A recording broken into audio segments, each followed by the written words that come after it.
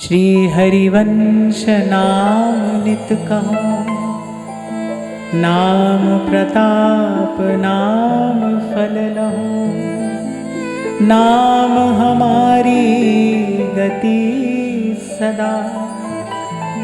जैसे मैं हरिवंश सुना, पावे तिन चरणन विश्राम। नाम रटन संतत करे, नाम प्रसंग कहत उपदेश। जहाँ यह धर्म धन्य सो देश, धन्य सुकुल जिहि जन्म भयो। धन्य सुतात धन्य सो माई, संतत सकल सुनहु चित लाए। श्री हरिवंश प्रताप जस, जय जय श्री हरिवंश प्रताप जस।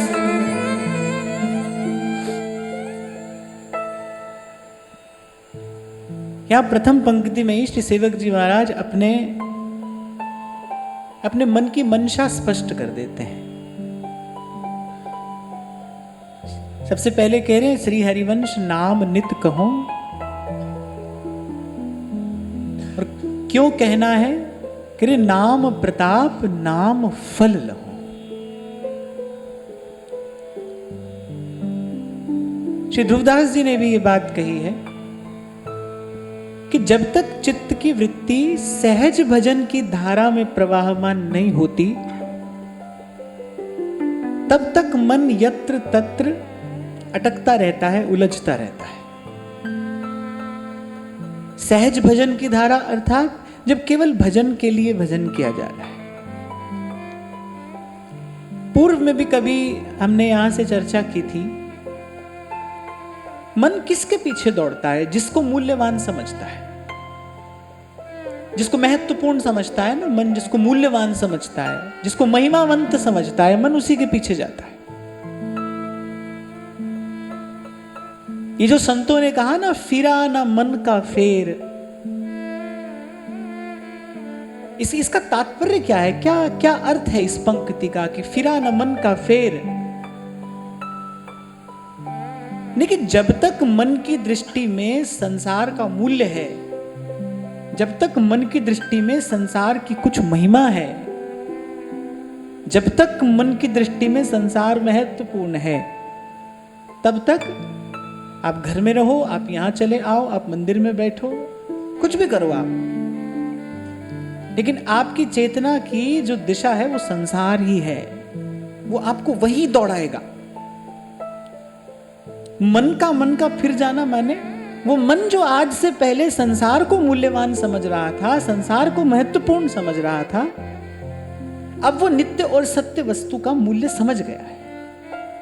कई बार हम बात करते हैं ना भाई, अभी 2 दिन पहले ही मैं कह रहा था कि जब संसार स्वप्न है, सत हरि भजन जगत सब सपना, तो स्वप्न के शुभ या अशुभ किसी भी प्रकार के परिणाम से मुक्ति का उपाय केवल जागृति ही तो है। जागकर ही तो स्वप्न के प्रभाव से आप मुक्त हो सकते हो।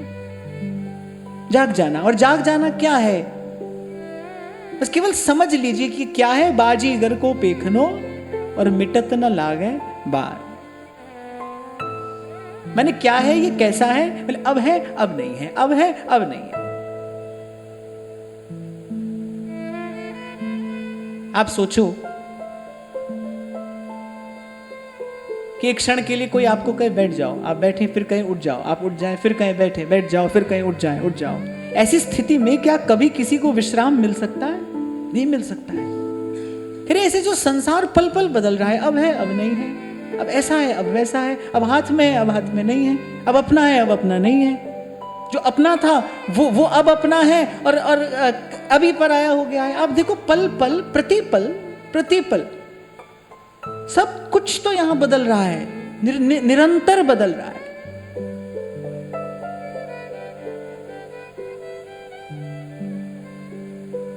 शरीर बदल रहा है, मन बदल रहा है, संसार बदल रहा है, दृश्य बदल रहा है, स्थितियां बदल रही हैं, समय बदल रहा है, सब कुछ तो बदल रहा है।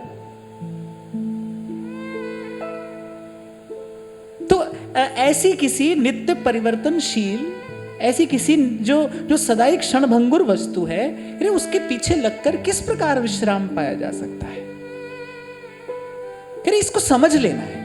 मैं फिर कह रहा हूं, करना कुछ नहीं है, ना किसी से लड़ना है, ना किसी से झगड़ना है, ना किसी से कोई वाद विवाद करना है, ना कुछ पकड़ना है, ना कुछ छोड़ना है, कुछ भी नहीं करना है।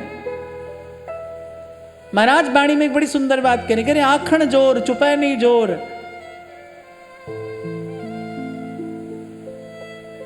बोले ना कहने से कुछ होगा, ना चुप हो जाने से कुछ होगा, ना पकड़ना है, ना छोड़ना है, ना कहीं आना है, ना कहीं जाना है। अच्छा, एक समझने के अतिरिक्त व्यक्ति बाकी सब कुछ करता है। बाहर की जितनी दौड़ एक व्यक्ति लगा सकता है वो लगाता है, पर समझने का प्रयास नहीं करता, जबकि बात केवल समझने की है। केवल समझ लेना है कि भाई ये क्या है। जहां से बात मैंने आज आरंभ की कि अभी मन के लिए संसार का मूल्य है। क्यों मूल्य है? क्योंकि मन इसकी सत्ता को समझता है, स्वीकार करता है, समझता है कि यहां से कुछ मिल सकता है।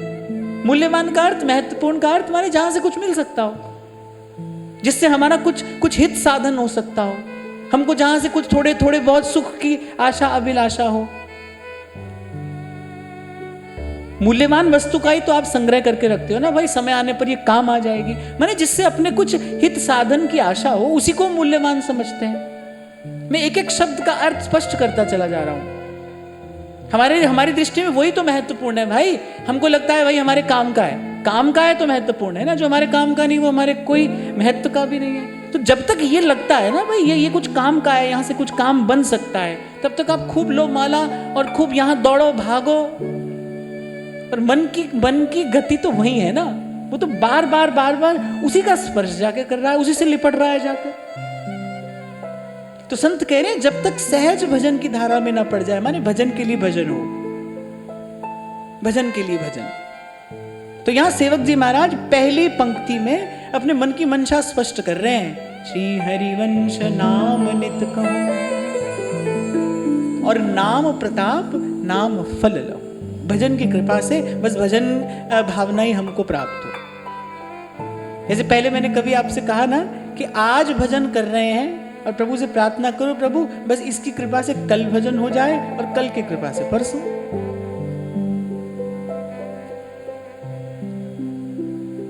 व्यर्थ के विचारों से मन को खाली करना है। कल मैं आपको कह रहा था ना कि घर को ठाकुर एक तिल नहीं माने। एक मंदिर ये भी तो है ना भाई, इस मंदिर में आप कभी गए नहीं। और जहां गीता में भगवान कह रहे हैं अर्जुन से, हृद्देशे अर्जुन तिष्ठति, कि वहीं रहता हूं मैं, कभी मिलूंगा तो वहीं मिलूंगा। उस मंदिर में कभी गए नहीं। आपने अगर कभी सुधा निधि का पाठ भी किया हो ना, तो आरंभ महाप्रभु प्रियाजू की चरण रेणु की उपासना से करते करते अंत में कहां जाकर पहुंचते हैं?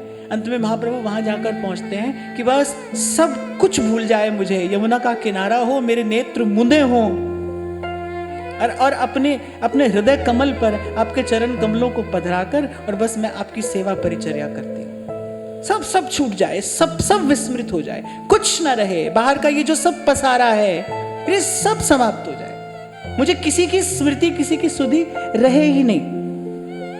बार बार मैं आपको कहता हूं भाई कि जाना तो वही है, अंतिम विश्राम तो वही है। श्रीमद् वल्लभाचार्य महाप्रभु कह रहे हैं, कृष्ण सेवा सदा कार्या मानसी सब परामता।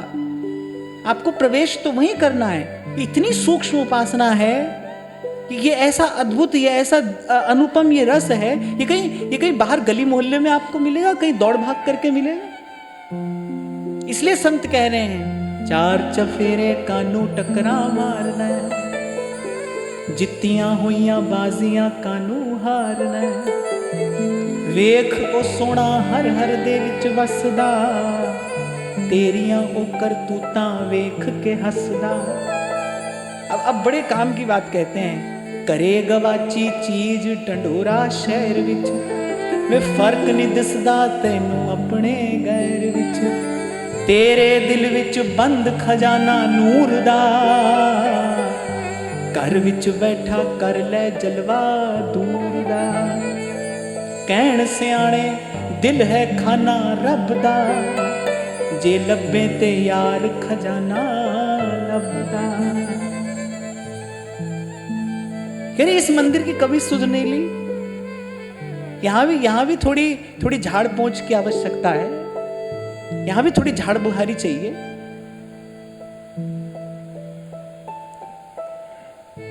और अंतर मन के मार्जन की तो एक ही विधि संत कहते हैं, महाराज वाणी में कहते हैं, तीरथ नावण जाओ तीरथ नाम है। बोले अरे तू तीर्थ नहाने के लिए जाता है, हरि के नाम से बड़ा कौन सा तीर्थ है। तीरथ नावण जाओ तीरथ नाम है, सतगुरु शब्द विचार तीरथ ज्ञान है। अरे गुरु से जो शब्द मिला है ना उसका विचार कर। सेवक जी महाराज ने कहा है ना, हरिवंश विचार परे जो रहे। तभी तो आपको अनेक अनेक प्रकार से कहता हूं भाई, एक बार गुरु के मुख से नाम सुन लिया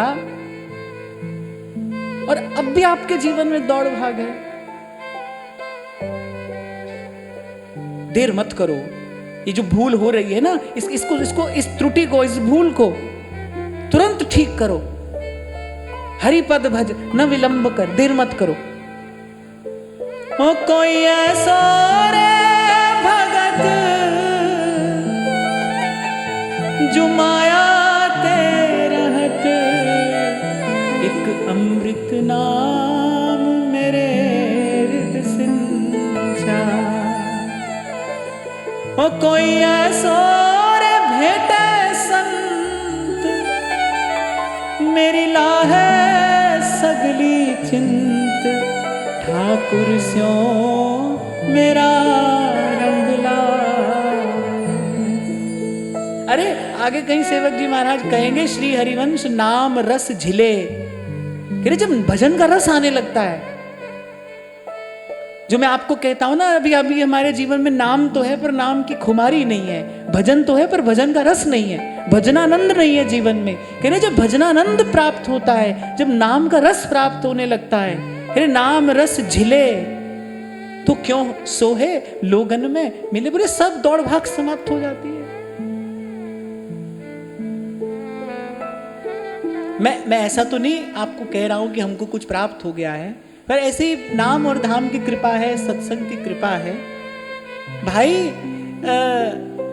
अनुभव करने में तो ये आ रहा है, देखने में तो ये आ रहा है कि बहुत आवश्यक होने पर भी हजार प्रयास करके भी अपने मन को व्यवहार में नहीं लगाया जा सकता। एक बार अगर भजन का रस मिल जाए तो जाता ही नहीं मन, जा ही नहीं सकता। व्यास जी अपनी वाणी के आरंभ में कहते हैं ना, जैसे कीचड़ में फंस जाती है ना दूबरी गाय, फिर नहीं निकलती, ऐसे एक बार ठाकुर स्यों मेरा रंग ला, नाम मिल गया। फिर कह रहे हरिवंश विचार परे जो रहे, हरिवंश धर्म धुरा निवहे, हरिवंश निवाहक हैं तिनके, सुख संपत्ति दंपति जो जिनके। ठाकुर स्यों मेरा रंग ला। सबसे पहले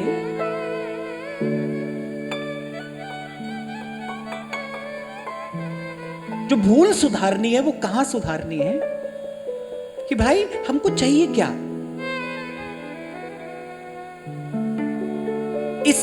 इस प्रश्न को सामने रखकर जब आप उत्तर खोजने निकलोगे ना अपने भीतर, तो आपको अनेक विचारों की भीड़ मिलेगी। चाहिए क्या भाई, इस एक प्रश्न के उत्तर में आपको अपने भीतर अनेक विचारों की भीड़ मिलेगी। पहले वहां पर थोड़ी साफ सफाई कर लो। चाहिए क्या भाई, केवल भजन का रस चाहिए। श्री हरिवंश नाम नित कहूं, नाम प्रताप नाम फल लहूं, नाम हमारी गति सदा। और सेवक जी महाराज ने तो निर्भ्रांत होकर इसी धर्म की प्रतिष्ठा की है, नाम हमारी गति सदा। और भाई भक्ति मार्ग के सब आचार्यों ने, सब संतों ने, सब भक्तों ने एक ही बात तो की है, एक ही बात नाम हमारी गति सदा, कृपा जल दे नानक सारंग को, हुए जाते तेरे नए वासा, मोहे आही प्यासा तेरे नाम वासा। और थोड़ा स्पष्ट करके मैं कहूं तो क्यों नाम जपना है, कि जो नामी है, नाम क्यों जपना है कि नामी के दर्शन की प्यास जगे। अभी भाई हमारे जीवन में भगवत मिलन की उत्कंठा नहीं है, कोई प्यास नहीं है अभी हमारे जीवन में। अभी तो यहां का हंसना खेलना नाचना गाना ये सब सुहाता ही है मन को।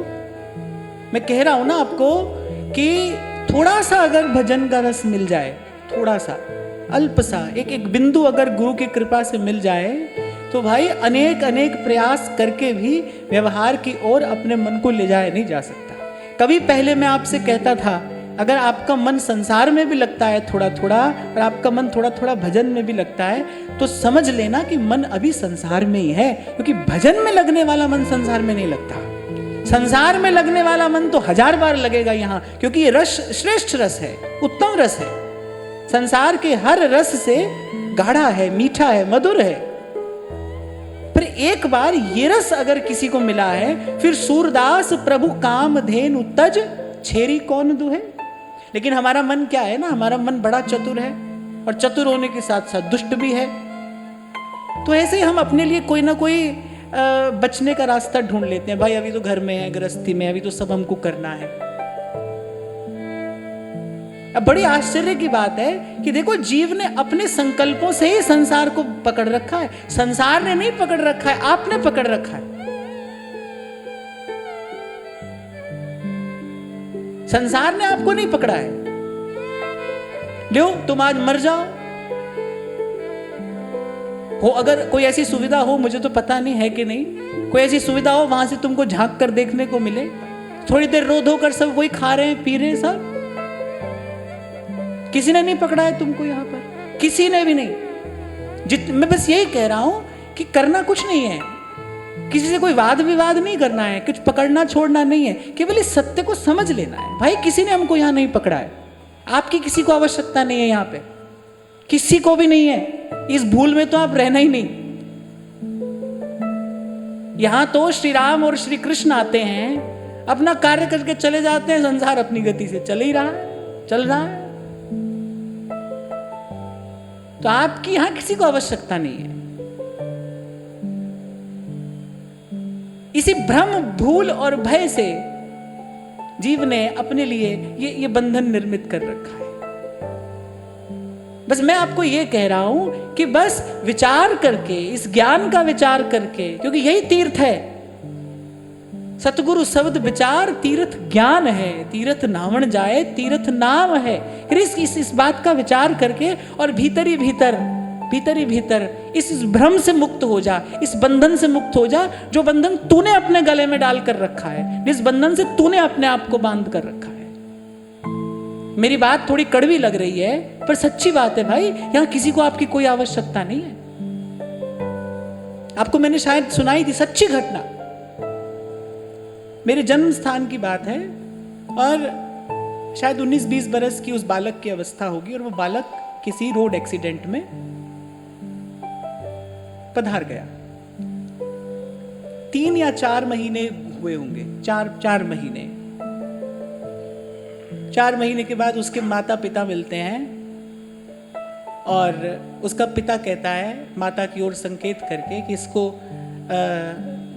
आशीर्वाद दीजिए, इसको कुछ बताइए, कुछ जब तक कुछ बताइए इसको, क्योंकि ये गर्भवती है। आप देखो ऐसा है जीव।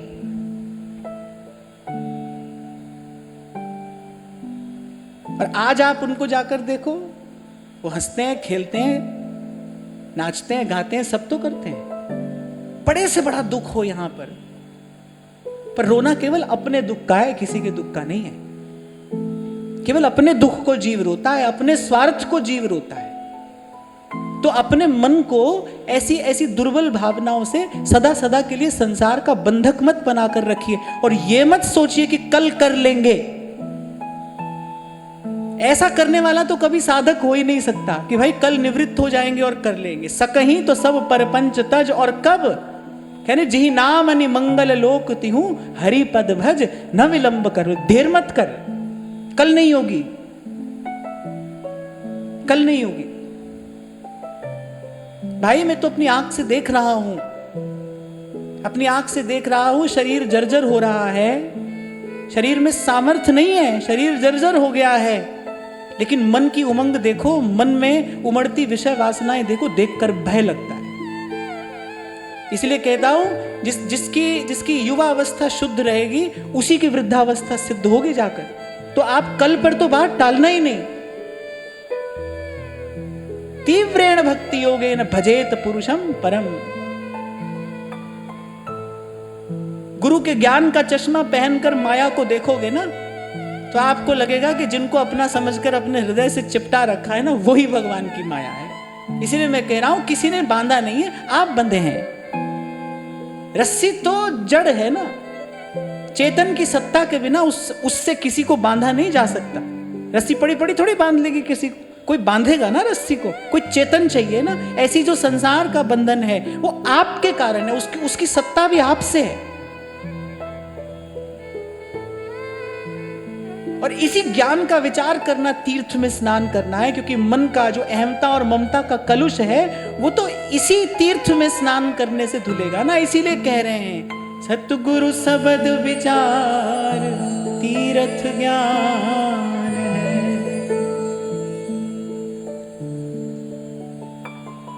तो पहले अनेक अनेक प्रकार के विचारों को हटाकर जो व्यर्थ के अनर्थ हमारे भीतर बैठा रखे हैं, जिनका पोषण हम अपने आप से कर रहे हैं, उनको दूर करके नाम क्यों जपना है? नामी के दर्शन की प्यास जगाने के लिए। कहते हैं ना, सिमरिये नाम रूप बिन देखे कौड़ी लगे न दाम, और नाम के बहाने खिंचे आएंगे आखिर एक दिन राम। दरस तेरे की प्यास मन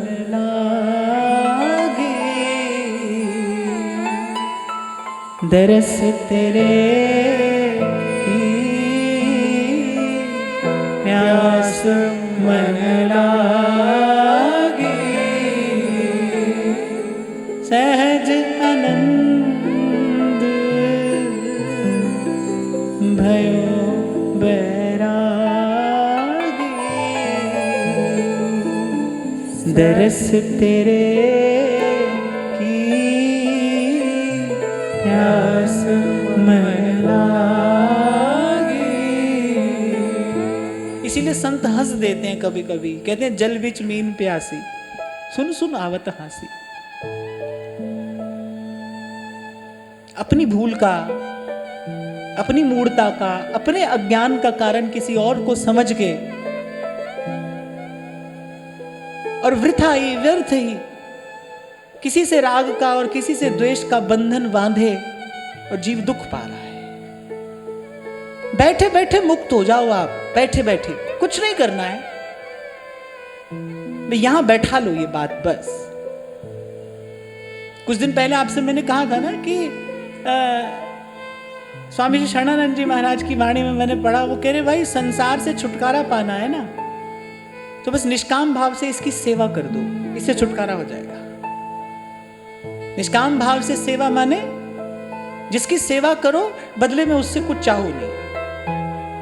यही हम नहीं कर पाते। सेवा तो व्यक्ति करता है, सेवा तो खूब करता है, मर पच के भी करता है, पर चाहता है, कुछ ना कुछ चाहता है, वहीं से चाहता है। ये भूल करता है, ये भूल करता है। अब छिद्र वाले पात्र में कोई जल भरता जाए तो भाई एक ओर से भरेगा, एक ओर से बह जाएगा। तो ये जो छेद है ना पात्र में, इसको भरिए। संसार से मुक्त होना है, संसार की सेवा कर दीजिए, पर निष्काम होकर इसकी सेवा करते चले जाइए, इससे छुटकारा हो जाएगा। धर्म ते बिरति जोगते ज्ञाना, ज्ञान मोक्ष प्रद वेद बखाना। गाते गाते तो जीवन निकल जाता है, मैं शायद 2-3 बरस का था तब से सुनता हूं ये पंक्तियां। आशा एक राम जी से दूजी आशा छोड़ दे, नाता एक राम जी से दूजा नाता तोड़ दे। देखो, जब कोई व्यक्ति कहता है ना कि मैं कल भजन कर लूंगा, या फिर ये सोचता है कि भाई आज ये थोड़ा सब ठीक हो जाए फिर कल कर लेंगे, माने वो तो अभी साधना के प्रथम सोपान पर भी नहीं पहुंचा है, जिसको ये लगता है कि कल तक मैं रहूंगा। ऐसा व्यक्ति भजन नहीं कर सकता है भाई। जिसके भीतर में उत्कंठा है। अच्छा, उत्कंठा होने पर भी प्रारब्ध तो बंधा ही रहेगा ना, प्रारब्ध तो साथ में लगा रहेगा, लेकिन आपको बांध नहीं पाएगा।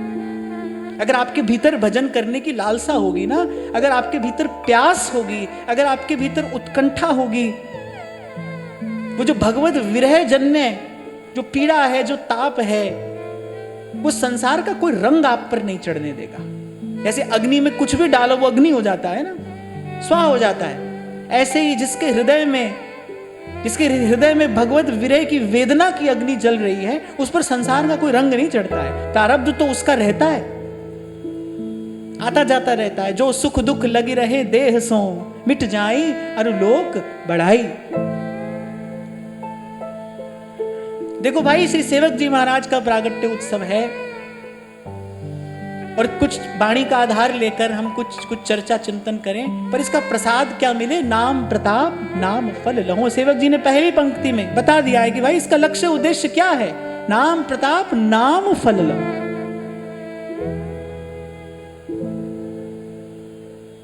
और जो अभी आपसे मैंने निवेदन किया ना, करने को व्यक्ति सब कर रहा है, लेकिन जो समझने की बात है वो समझ नहीं रहा है, समझ नहीं रहा है। मैं फिर स्मरण कर रहा हूं श्री स्वामी जी महाराज की बात को, क्योंकि आज तक मुझे संतों की वाणी में जितने विचार मिले सभी मूल्यवान हैं, महत्वपूर्ण हैं, सभी ने हमारे आध्यात्मिक जीवन को एक आकार दिया है। पर कुछ विचार तो उसमें ऐसे हैं जो बिल्कुल मणिदीप हैं, जो जीवन को आलोकित कर देने वाले हैं। जैसे अभी 2 दिन पहले मैंने आपसे कहा ना, ये आध्यात्म जगत का एक गहनतम रहस्य है कि मानव जीवन की समस्त दिव्य शक्तियों का उद्भव चिर शांति से होता है। यह आध्यात्म जगत का गहनतम रहस्य है।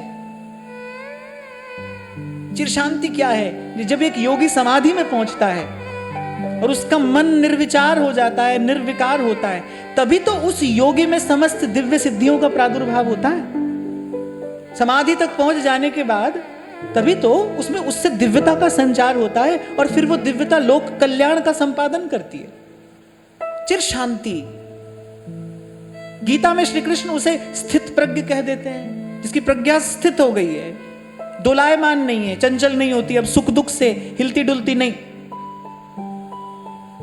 गीता में तो भगवान ने ध्यान की विधि का भी वर्णन किया है, और कहते हैं कि जैसे दीपक की लौ एक बार स्थिर हो जाती है ना, ऐसे चेतना स्थिर हो, फिर चंचल ना हो। तो ऐसे कुछ विचार तो इतने मूल्यवान हैं, वो बिल्कुल मणिदीप जैसे हैं। और ऐसा ही एक विचार है कि आप अपने जाने हुए का अनादर मत करिए। जो आप जानते हैं ना, आप जानते हैं कि आप कि संसार की कोई वस्तु साथ नहीं जाएगी, आप जानते हैं कि संसार का कोई व्यक्ति हमारे सुख दुख को ना घटा सकता है ना बढ़ा सकता है। इस जाने हुए का आदर करिए। जाने हुए का आदर क्या है? तदनुरूप आचरण करना। आपको संसार में ऐसे ऐसे लोग मिल जाएंगे, ऐसे प्रतिभा संपन्न लोग मिलेंगे जो आपको ये बता देंगे आंख बंद करके कि भाई अमुक शास्त्र में अमुक पन्ने पर अमुक श्लोक लिखा है। ऐसी ऐसी प्रतिभा है लोगों के पास में। पर इससे बड़ा विद्वान कौन है? जो श्लोक का अर्थ जानता है, वो बड़ा विद्वान है। और उस अर्थ के अनुकूल जो आचरण करता है ना, वो सबसे बड़ा विद्वान है। वही वस्तुतः वरेण्य विद्वान है, वही वंदनीय विद्वान है जो तदनुरूप आचरण करता है। जाने हुए का आदर यही है कि जो आपने जान लिया है, अब आपका आचरण बिल्कुल उसके अनुकूल हो। और इसके विपरीत यदि आप आचरण अनुकूल नहीं करते हैं, तब तो आप जाने हुए का अनादर कर रहे हैं, तब तो आप जाने हुए का अनादर कर रहे हैं। बहुत बार यही देखा जाता है कि व्यक्ति गुरु को तो मानता है, लेकिन उसकी उसकी उसकी बात से, उसके विचार से, उसके भाव से उसका कोई लेना देना नहीं होता है। बस गुरु को एक व्यक्ति समझकर वो बस दिन रात उसी के पीछे दौड़ता रहता है। और ऐसे के लिए फटकार के कबीर जी ने कहा है, गुरु को मानुष जानते ते नर कहिए अंध। बोले वो अंधे हैं, बोले यहां भी दुख भोगते हैं और तहां पड़े जो जम के फंद, जो गुरु को मानुष जानते, उसको एक व्यक्ति समझकर वो उसके पीछे पीछे दौड़ रहे हैं, लेकिन उसका भाव, उसका विचार, उसका सिद्धांत, उसका जीवन में कहीं कोई दर्शन नहीं होता, उसके लिए कोई प्रयास नहीं है। तो जो जाना हुआ है हमने, वो जाने हुए का अनादर ना हो। मैं तो महाराज जी जब से ये बात मैंने पढ़ी, तब से ये बात मेरे चिंतन से जा ही नहीं रही कि वो कह रहे हैं कि आप नहीं जानते, ये आपकी भूल नहीं है। आप कुछ नहीं जानते तो ये आपकी भूल नहीं है। आप जो जानते हैं आप उसको नहीं मानते, ये आपकी भूल है। तो जाने हुए का अनादर मत करिए, अपने विवेक का अनादर करना है। और जो विवेक का अनादर करेगा, संसार से पार ले जाने वाला कौन है? संसार से पार ले जाने वाला विवेक है ना। अभी 2 दिन पहले हम यही चर्चा कर रहे थे कि जीव का रोग क्या है? सुषुप्ति। वो जो मोह की तंद्रा है, मोह की नींद में वो जो सोया है, यही उसका रोग है। जागृति इसकी औषधि है। संपत्ति क्या है? साधक जीवन की संपत्ति क्या है? साधक जीवन की संपदा विवेक ही है, कुछ नहीं और इसका प्रमाण श्रीमद् भगवत गीता में भगवान दे रहे हैं कि ददामि बुद्धि योगम तम। मैं प्रसन्न होकर बस यही विवेक ही प्रदान करता हूं, व्यवस्था कर देता हूं मैं उसकी ऐसी कि उसको विवेक प्राप्त हो जाए। बातें सब भीतर से एक ही सिरे से पैदा हुई हैं और एक ही में जाकर विलीन होने वाली हैं। तुलसी बाबा कह रहे हैं, अब मोहि भरोस हनुमंता, बिनु हरि कृपा मिलई नहीं संता। हरि की कृपा से संत मिलेंगे, संत की कृपा से सत्संग मिलेगा, सत्संग की कृपा से विवेक मिलेगा। अंतिम प्राप्ति क्या हुई? हरि की कृपा से अंतिम प्राप्ति क्या हुई? विवेक। साधक जीवन की संपत्ति क्या है? विवेक है। अच्छा, एक और बात, विवेक जगे, उसके लिए सत्संग चाहिए और फिर जगा रहे। जैसे तलवार की धार को पैना करते रहना पड़ता है ना, ऐसे ही विवेक की धार को भी पैने करते रहना पड़ता है, विचार करते करते। इसीलिए सेवक जी ने कहा है, हरिवंश विचार परे जू रहे। नागरीदास जी कह रहे हैं, मन जो विचार पर्यो रहे। कभी कभी इस संसार की असारता का विचार करे, इसका विचार भी बहुत आवश्यक है। संसार की क्षणभंगुरता का भी विचार करे, नहीं तो इससे सुख बुद्धि हटेगी नहीं, मिटेगी नहीं, अटका रहेगा मन यहीं। क्योंकि जन्मों का अभ्यास है। ये कोई आजकल की बात नहीं है ना, ये आजकल पुराना रोग नहीं है। यही हार्ड चाम के रूप में मन अटकेगा, यही हार्ड चाम के रूप में मन अटकेगा, उसी को सुख का साधन समझेगा, बार बार लिपटेगा मन इसी प्रकार विषय चिंतन से जाके, बार बार होगा ऐसा ही। इसलिए सतत निरंतर सत्संगति में स्वयं को बनाए रख के उस विवेक की धार को पैना करता रहे। श्री प्रबोधानंद सरस्वती पाद वृंदावन महिमामृतम में एक स्थान पर लिखते हैं, कहते हैं ये युद्ध जो है ये अंतिम श्वास तक चलता है। साधक के लिए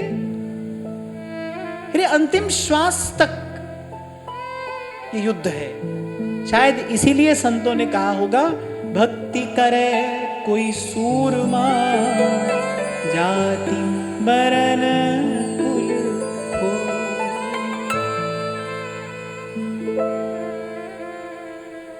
मुझे याद है 8-10 बरस पहले की बात होगी, और पहले की बात होगी शायद। ऐसे दिल्ली में कहीं कथा थी, तो वो लोग कह रहे, बोले महाराज थोड़ा आप आज्ञा दे, थोड़ा चाय पानी का इंतजाम कर लें।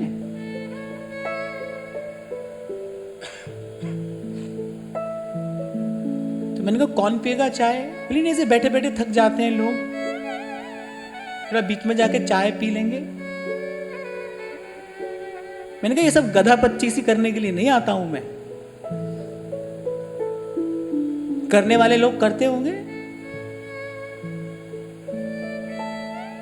इतना भी अगर आप में धीरज नहीं है, इतना भी अगर आपने अपने शरीर को नहीं साधा है, फिर कम से कम हमारी बात तो आपके किसी काम की नहीं है, ये बात आपके काम की नहीं है। और ये जो अनर्थ का चिंतन है,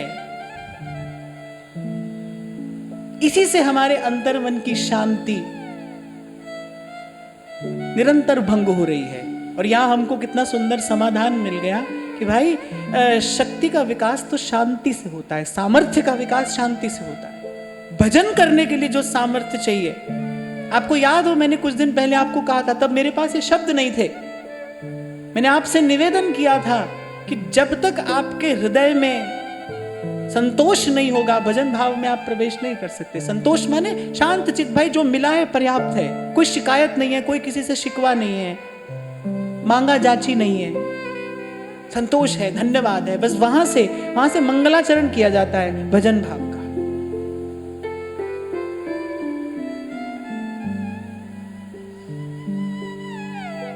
तो पहली बात, सेवक जी महाराज की पहली पंक्ति अनर्थ के चिंतन को निवृत्त कराने के लिए है कि श्री हरिवंश नाम नित कहो और नाम प्रताप नाम फल लहू। कि भजन के लिए ही भजन करना है भाई, और कोई हमारा उद्देश्य और कोई हमारी मंशा नहीं है। नाम हमारी गति सदा, जैसे मैं हरिवंश सुना, पावे तिन चरणन विश्राम, नाम रटन संतत करन, नाम प्रसंग कहत उपदेश, जहाँ यह धर्म धन्य सो देश, धन्य सुकुल जिहि जन्म भयो, धन्य सुतात धन्य सो आयो, संतत सकल सुनहु चित लायो, श्री हरिवंश प्रताप जस, श्री हरिवंश प्रताप जस।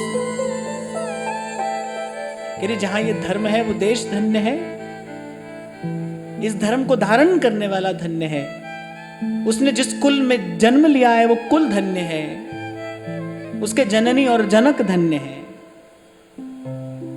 शास्त्र भी कहते हैं कुलम पवित्रम जननी कृतार्था वसुंधरा पुण्यवती चतेना। वो कुल पवित्र हो जाता है जिसमें कोई भगवत भक्त, जिसमें कोई हरिभक्त अवतरित होता है, जन्म लेता है। आप देखो कैसी महिमा है भगवत भक्ति की। ऐसा हमने तो संतों के मुख से सुना है कि संध्या का समय है और महादेव माता भवानी और अपने गणों के साथ अपने नित्य भ्रमण को निकले हैं।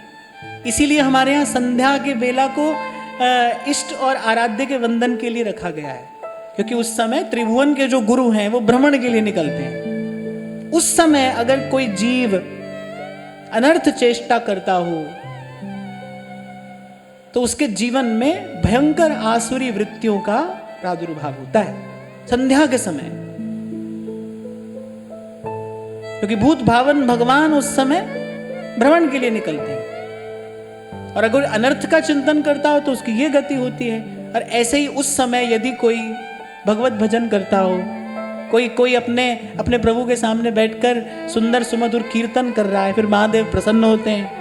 और जब महादेव प्रसन्न होते हैं तो क्या होता है, भजन मार्ग के सारे विघ्न दूर हो जाते हैं, भजन के मार्ग की सारी बाधाएं दूर हो जाती हैं जब महादेव प्रसन्न होते हैं। कहते हैं एक बार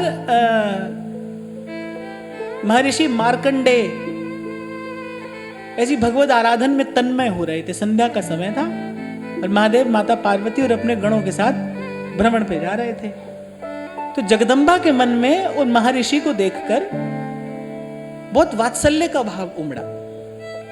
वो बिल्कुल भजन भाव में तन्मय, उनका मन चित्त एकदम शांत, नेत्रों से अश्रुधारा प्रवाहित हो रही है, श्री ठाकुर जी के चरणारविंद के भजन में भीगे हुए।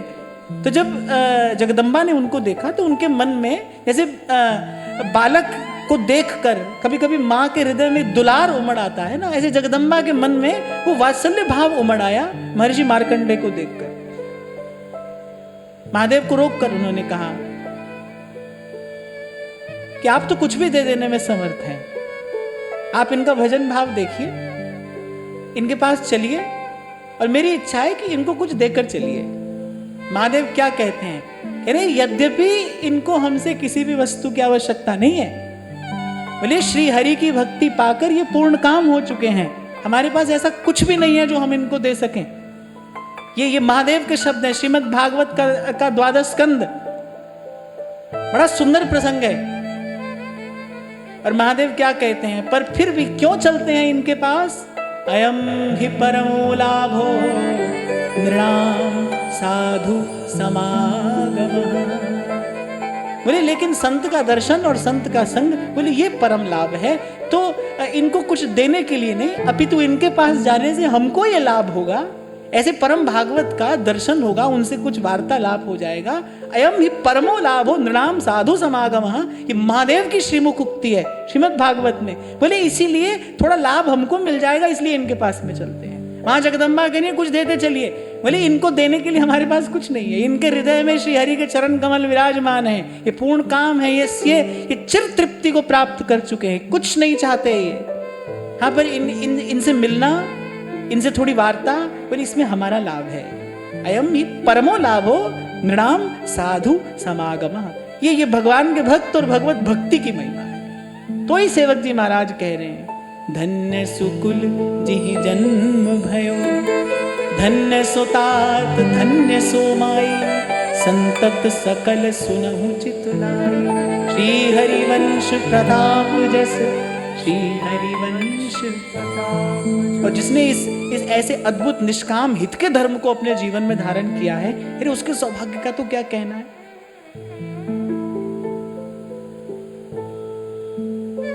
तो इस प्रथम छप्पे में श्री सेवक जी महाराज ने, इस प्रथम छंद में श्री सेवक जी महाराज ने पहले तो लक्ष्य स्पष्ट किया है, भाई भजन का लक्ष्य क्या है। हरिवंश कृपा, हरिवंश कहें और हरिवंश कहें हरिवंश लहें। फिर कहते हैं, फिर कह रहे भाई करना क्या है, पहले तो ठोक पीट कर, झाड़ बुहार कर, पहले तो अपना लक्ष्य स्पष्ट कर लो। अब उस दिशा में आगे बढ़ना है, तो फिर पहला कार्य क्या करना है, प्रथम हृदय श्रद्धा जो करे, आचार जन जाए अनुसर, जहां जहां हरिवंश के, रसिकन की सेवा जब होई, प्रीति सहित बूझहु सबको, हरिवंश को प्रथम हृदय श्रद्धा जो करे।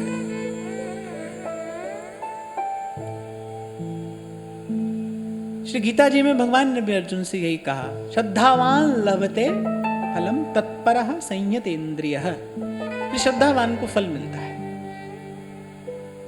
यहां वहां कहीं पर भी श्रद्धा कर लेने से भी कुछ फल की प्राप्ति हो जाती है, संसार में ऐसा देखा जाता है। और अगर सत्य नित्य वस्तु में श्रद्धा हो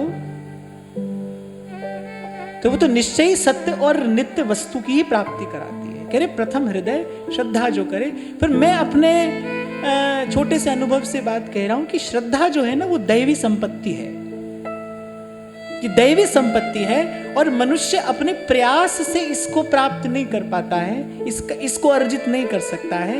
ये महत जनों के अनुग्रह से प्राप्त होती है। श्रद्धा जो है ये महत जनों के अनुग्रह से प्राप्त होती है। ये जो भगवान ने कहा ना, प्रथम भक्ति संतन करी संगा, दूजी रति मम कथा प्रसंगा। तीसरी बात भगवान कह रहे, गुरु पद पंकज सेवा। गुरु के पास तो श्रद्धा लेकर जाओगे ना, श्रद्धा कहां से लाओगे?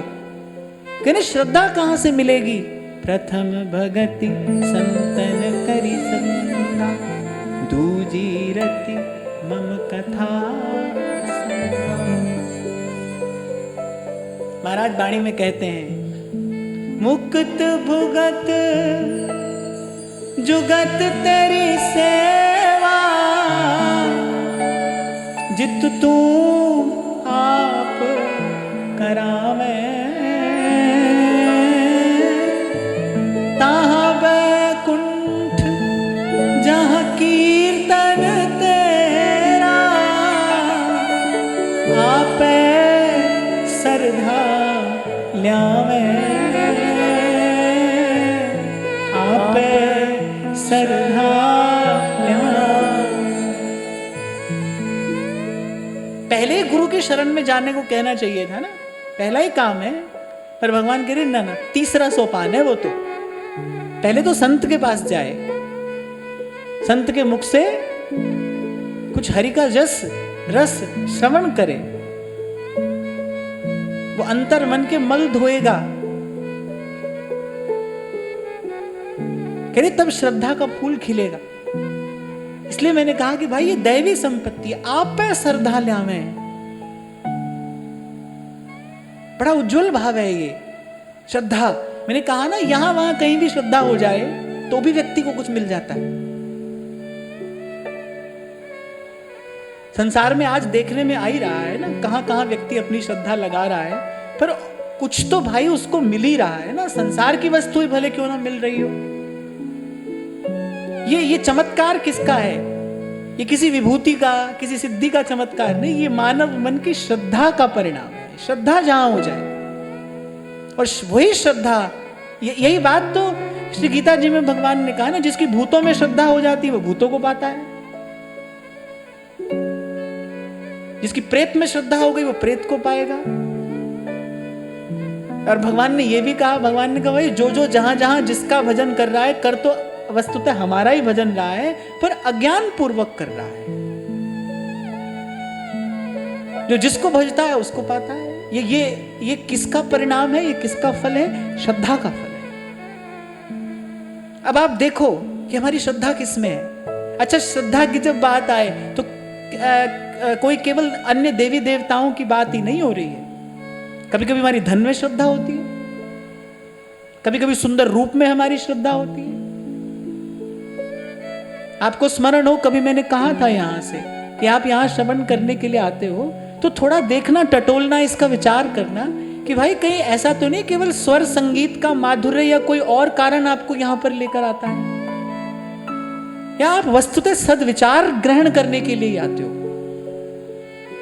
आप जो शुद्ध विचार है, जो सिद्धांत है भजन का, आप केवल उसी को ग्रहण करने के लिए आ रहे हो। आप अपनी वस्तुतः अपनी आध्यात्मिक उन्नति के लिए आ रहे हो, कोई और कारण तो नहीं है। तो श्रद्धा तो कहीं भी हो सकती है भाई, धन में भी हो सकती है, रूप में भी हो सकती है। तो यहां कह रहे हैं प्रथम हृदय श्रद्धा जो करे, पहले तो हृदय को श्रद्धा से सुवासित करे। श्री प्रियादास जी भक्तमाल की टीका में श्रद्धा को फुलेल कहते हैं। श्रद्धा ही फुलेल उबटनो श्रवण कथा, मैल अभिमान अंग अंगन छुड़ाइए। ये श्रद्धा फुलेल है। फुलेल माने इत्र। पहले इससे स्वयं को सुवासित कर ले, और फिर कह रहे आचार्यजन जाए अनुसरे।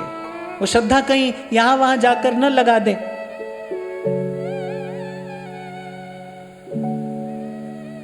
आचार्यजन, आचार्यजन माने आचरण करोति इति आचार्य। जो रस रीति का आचरण कर रहा है वो आचार्य है। यहां किसी जाति कुल की बात नहीं है, क्योंकि उससे पहले ही कह चुके हैं तहां जाति कुल नहीं विचार। ये बात बाद में कह रहे हैं। दूसरे ही प्रकरण में सेवक जी ने कह दिया ना, तहां जाति कुल नहीं विचार, कौन सो उत्तम कौन गंवार, सार भजन हरिवंश को। अगर आचार्यजन जाए अनुसर है, जो आचरण कर रहा है रस रीति का, फिर उसका अनुसरण करे। फिर जहां जहां हरिवंश के रसिकन की सेवा जब होई, प्रीति सहित बूझऊ सब कोई। कह रहे फिर जाकर उनके सन्मुख अपने मन की ये भावना, अपने मन की जिज्ञासा बड़े प्रेम से निवेदन करें। 5 प्रश्न यहां इस छंद में श्री सेवक जी महाराज ने कहे हैं। सबसे पहले, कौन धर्म हरिवंश को, पहला प्रश्न यह है कि हरिवंश का धर्म क्या है। फिर कह रहे हैं कौन सुरीति। दूसरा प्रश्न, रीति क्या है, कौन आचरण, कौन सुकृत जिहि पावे शरण। ये चौथा प्रश्न है। और पांचवा प्रश्न है क्यों हरिवंश कृपा करे। ऐसे प्रश्न भी आपका ऐसा रसिक जन सम्मत प्रश्न होना चाहिए। तभी तो मैं आपको कहता हूं भाई, बहुत बार तो ये देखने में आता है ना, प्रश्न ही पूछना नहीं आता, क्या पूछना है पता नहीं, कुछ भी पूछना है। कह रहे ये प्रश्न पूछने योग्य हैं। संत मिले, गुरुजन मिले, कह रहे ये प्रश्न पूछिए, कौन धर्म हरिवंश को। धर्म क्या है। अब कोई पूछे हितजू का धर्म क्या है। धर्म क्या है, सब सोहित निष्काम मति, वृंदावन विश्राम, राधा वल्लभ लाल को हृदय ध्यान मुखना। और शब्दों में कहें तो हरि को भजन, साधु की सेवा और सर्वभूत पे दया। सेवक जी महाराज ने आगे स्पष्ट कर दिया है हमारे आचार्य का धर्म क्या है। श्री हरिवंश जू कही, श्याम श्यामा पद कमल संगी सिर नायो, और ते न वचन मानत गुरुद्रोही। यानी जो हितजू का ये वचन नहीं मानता है वो गुरुद्रोही है। ते न वचन मानत गुरुद्रोही, और निस्दिन करत आपनो भायो। श्याम श्यामा पद कमल संगी सिर नायो। संयोग से 2 दिन पहले इसी भाव पर चर्चा हो रही थी ना। भक्ति का सुफल क्या है, कब जानना चाहिए कि हमारी भक्ति फलवती हो रही है। जब भगवान के भक्त भगवान से भी प्यारे लगे, जब प्रभु के संत प्रभु से भी प्यारे लगे, ये भक्ति का सुफल है, साफल्य है ये भक्ति का। और फिर हमारे आचार्य का तो धर्म ही यही है। श्री हरिवंश जो कही, श्याम श्यामा पद कमल संगी सिर नायो। मैं बार बार आपसे निवेदन करता हूं ना भाई, कि इस सारे अस्तित्व में सबसे बड़ा चमत्कार क्या है। भ्रम और भूल में भटकते जीव को संत का मिल जाना, सदगुरु का मिल जाना, बस यही सबसे बड़ा कौतुक है, यही सबसे बड़ी कृपा है। पथ में प्रगटे सतगुरु, हस्त पकड़ कर आ, ताप तप्त को शांत कर दिया नाम का जाप। पार ब्रह्म परमेश्वर सतगुरु, आपे करने हारा, चरण धूल तेरी सेवक मांगे, तेरे दर्शन को बलिहारा, दर्शन को बलिहारा।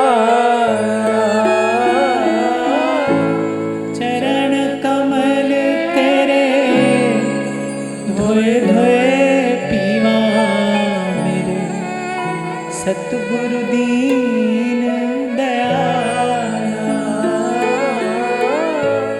सिमर सिमर सिमर नाम जीवा, तन मन होवे निहाला।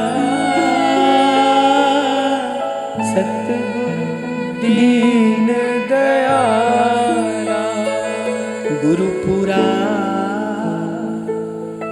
बड़ भागी पाए, मिल साधु हरि नाम ध्यान। इसलिए श्री महाप्रभु जी ने जो भक्ति का सार सर्वस्व है ना, उसी को अपनी उपासना का केंद्र बिंदु बनाया है। भक्त की भक्ति, एक इतनी सी बात कहकर महाप्रभु जी ने व्यास जी के सब संशयों का छेदन कर दिया। बोले व्यास जी आप ढूंढ तो रहे हो, लेकिन आप गलत जगह पर ढूंढ रहे हो। आपने संसार की सारी पुस्तकें पलट डाली और उसका परिणाम क्या हुआ? आपका मन और उलझता और उलझता और उलझता चला गया। उस दिन आप लोगों ने सुना ना कि भाई वेद तो कभी कभी अपने पढ़ने वाले को भी उलझा देता है, और संत जो है वो सब उलझन सुलझा देता है, सीधा सीधा मार्ग आपको दिखाएगा। सूधो चले आपने धर्म, समेटता चलेगा वो आपकी चेतना को, आपकी मन चित्त की वृत्तियों को यहां से वहां से सब ओर से समेट कर सार वस्तु का आपको दर्शन कराएगा, अनुभव कराएगा, और फिर अपने बल से अपने प्रताप से उसी सार वस्तु में आपको लगा देगा। साधु सोई जो हरि जपावे, जपा देगा वो आपको कैसे भी, अपने अपने प्रताप से भी और अपने प्रसाद से भी वो लगा देगा आपको सार वस्तु में। यहां वहां जहां जहां अटका बिखरा है मन, धीरे धीरे वहां सब ओर से हटाकर दरस तेरे की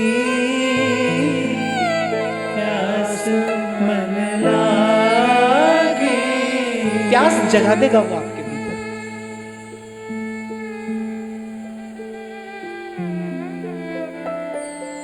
नानक की अरदास सुनी जाए और केवल नाम हृदय में दीजे, यहां तक ले आएगा वो। अरे धर्म क्या है? बोले यही धर्म है, हरिते हरिदास की सेवा। फिर कहने कौन सुरीति, अरे इस भजन की रीति क्या है?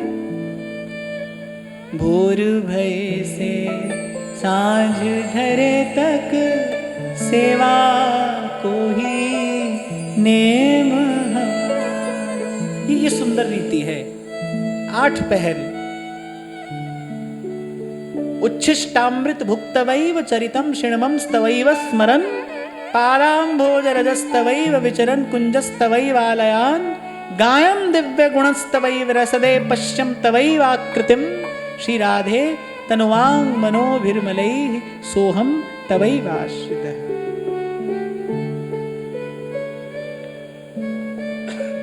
ये सुरीति है। मैं जहां जहां जाऊं तुम्हारी सेवा, तुम सा ठाकुर और न देवा,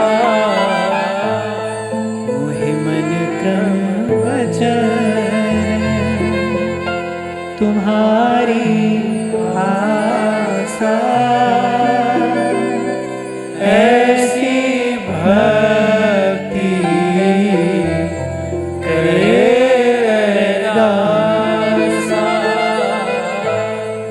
हितजों की रीति क्या है? हृदय कमल पर श्री प्रियाजू के चरणारविंद विराजमान करके और महाप्रभु कह रहे हैं तनुवांग मनोभिर्मलैः सोहम तवैवाश्रितः, मन क्रम वचन तुम्हारी आशा। इसीलिए कहा सुरीति, सुंदर रीति। सखी चहु और फिरे चकडोर सी, सेवा को भाव बढ़ो मन माही। ऐसा हृदय बनाना है हमें अपना कि हमारे हृदय में भी सेवा का भाव छिन छिन बढ़ता रहे। देखो अभी सेवा तन से होती है, तन से जो भी कार्य होगा उसकी एक सीमा है। शरीर से आप जो भी कार्य करोगे, शरीर की तो अपनी एक शक्ति, एक सामर्थ्य है ना, और शरीर की अपनी एक सीमा है। शरीर थकता है, थकेगा, शरीर थक जाएगा। तो अभी शरीर से सेवा हो रही है, इसलिए भाव एक रस नहीं रह पाता है। पर जो आपको पुनः पुनः निवेदन किया जाता है ना भाई, तन को सेवा में लगाना है, मन को सेवा में पहुंचाने के लिए, मन को सेवा में पहुंचाना है, चित्त को सेवा के भाव में रंग देने के लिए, और चित्त को रंग देना है उस अनुराग के, उस भाव के रंग में, ताकि एक दिन ये जो अहम है ये आत्म निवेदन के योग्य हो जाए।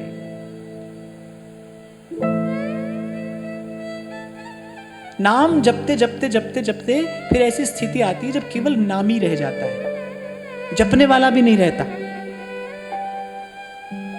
जिसको कहते हैं ना अजपा जाप भीतर हो शांत, ऐसा जो नाम जापक महापुरुष हुए हैं उनका ये अनुभव है।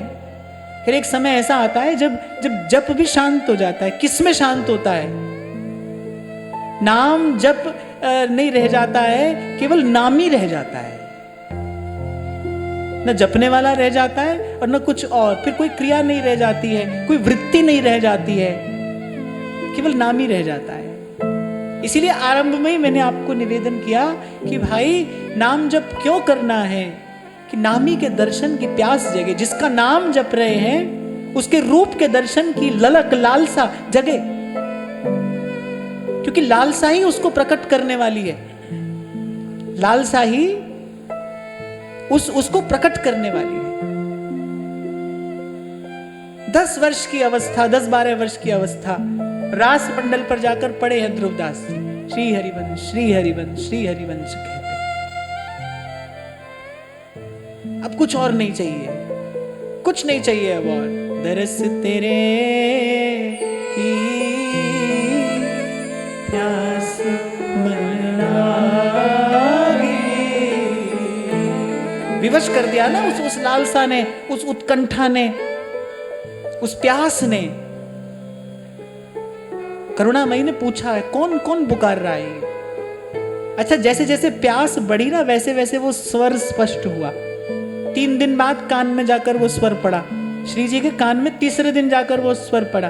जैसे जैसे उत्कंठा बढ़ेगी ऐसे ऐसे आपका जो स्वर है वो वहां पहुंचेगा। जब लालसा उत्कट हो गई तब श्री जी के कान में स्वर पड़ा, भाई कौन बुलाता है। अच्छा, ललिता आदि जो सहचरियां हैं, श्री जी को श्रम ना हो और विचार करके और श्री जी का मन कहीं और लगाने की चेष्टा कर रही है। पर वो जो प्यास है उसने बाध्य कर दिया करुणामयी के हृदय को कि ना, ये जो भी है उसके निकट मुझे लेकर चलो। और ऐसे औंधे पड़े हैं ध्रुवदास जी, औंधे पड़े हैं थोड़े चेतना शून्य से। लेकिन आपको मैंने पहले भी कभी कहा था, पहले आप नाम जपते हैं, फिर जब रच बस जाता है नाम आपके भीतर, सांस सांस नस नस से रसे। नाम जपते जपते एक ऐसी स्थिति भी आती है कि सपने में भी ना बिसरे नाम। ऐसी स्थिति ध्रुवदास जी की है। श्री हरिवंश श्री हरिवंश श्री हरिवंश। और अपने चरणार बिंद से अनंत अनंत प्रेम सिंधु प्रवाहित करने वाली श्री जी सन्मुख खड़ी हैं और उसी चरण कमल का संस्पर्श श्री ध्रुवदास जी के आज्ञा चक्र पर कराती है। कौन कौन लेकर आया खींचकर? प्यास लेकर आई, उत्कंठा लेकर आई।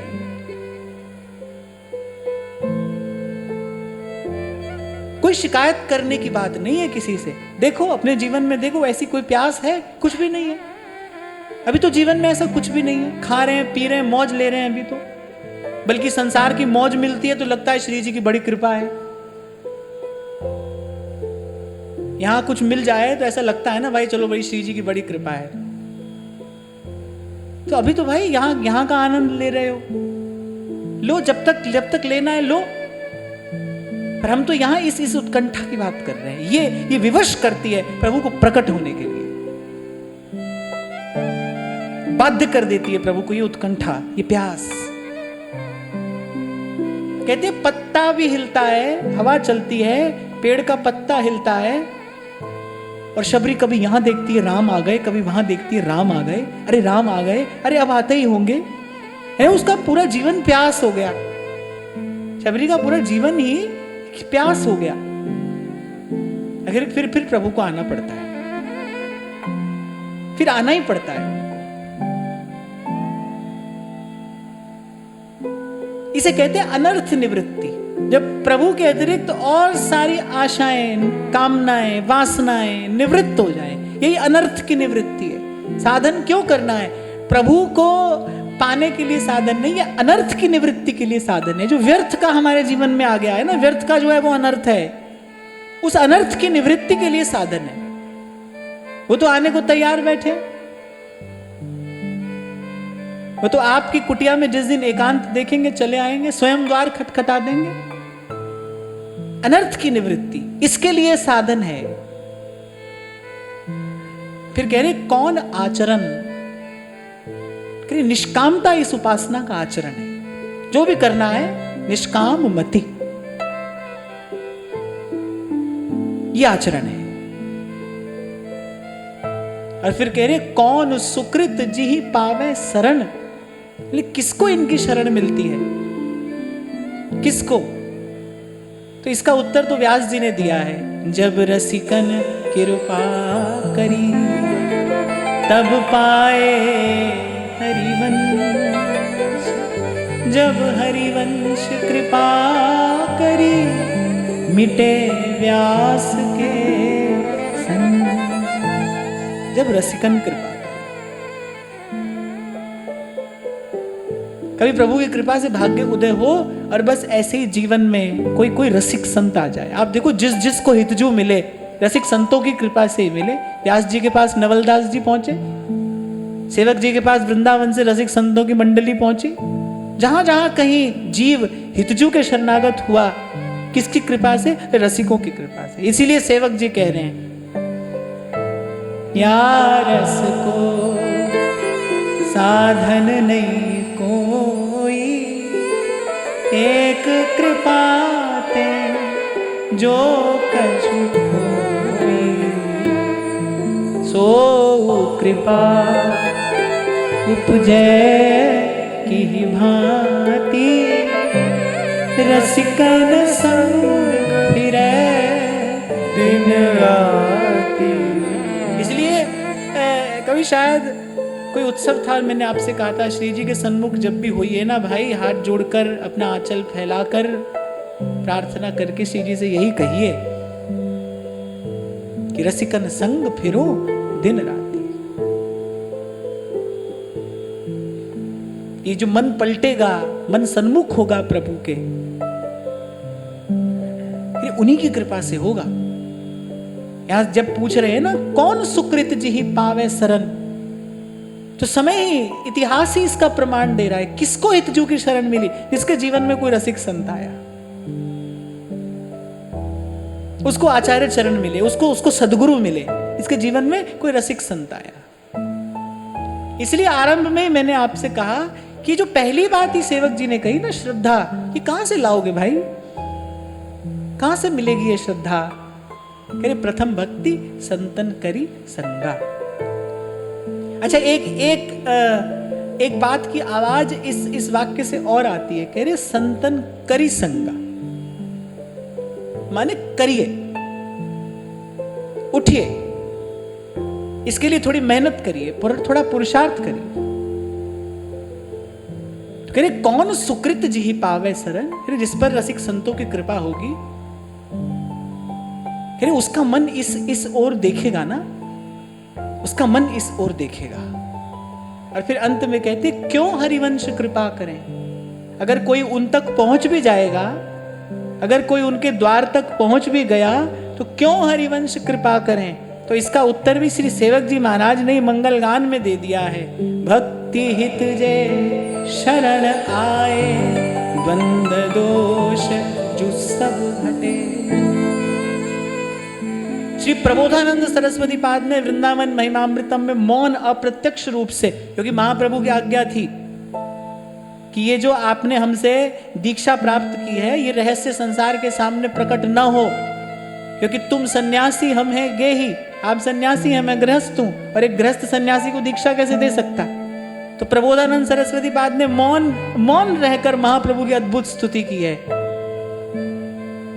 कहते हैं पहले तो वृंदावन आश्चर्य है, फिर इस वृंदावन के जो राजा हैं श्याम राधिका रानी, वो परम आश्चर्य हैं। और कह रहे परम एकांत में, कह रहे उनका भजन करने वाला कोई एक महापुरुष, कह रहे वो तो सबसे बड़ा आश्चर्य है। उससे बड़ा आश्चर्य कह रहे हमने नहीं देखा। कह रहे कोई परम निष्काम है, और ये निष्कामता ही आश्चर्य है कि जीव ऐसा निष्काम कैसे हो सकता है? नहीं हो सकता। अर्थात ये कोई जीव नहीं है, प्रकट प्रेम को रूप धरी श्री हरिवंश उदार। अरे भाई ये तो प्रकट प्रेम है, तो यहां वहां का कोई मनोरथ लेकर ना आना।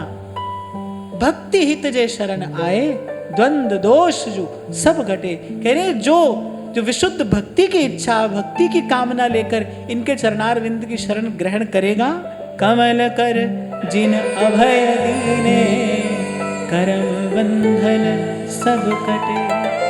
परम सुखद सुशील सुंदर, पाहि स्वामिनि मंधनि। जय जय श्री हरिवंश प्रशंसित सब। तो 5 प्रश्न बताए हैं। कौन? धर्म हरिवंश को। धर्म क्या है?